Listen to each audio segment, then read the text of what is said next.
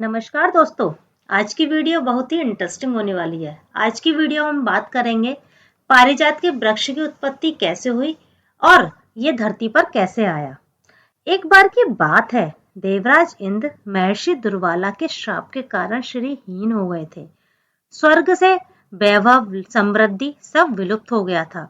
इससे सभी देवी देवता दुखी और परेशान हो गए और इसके निवारण के बारे में सोचने लगे।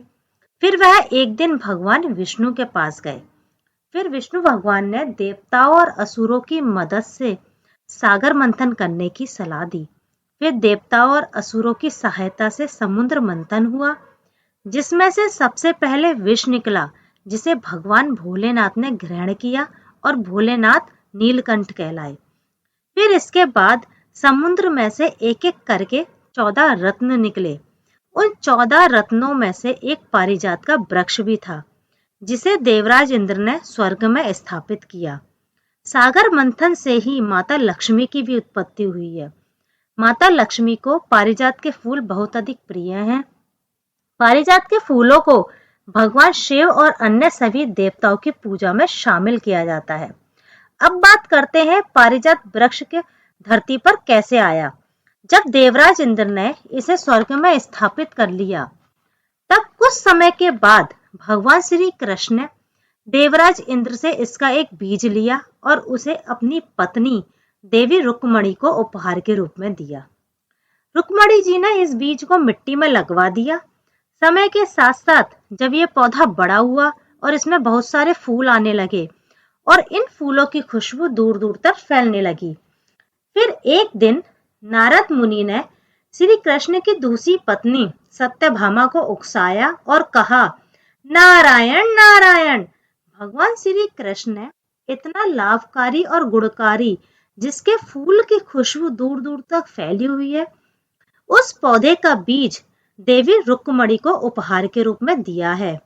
ये बात सुनकर सत्यभामा को क्रोध आ गया और उन्होंने श्री कृष्ण से पारिजात का पेड़ लाने की जिद पकड़ ली।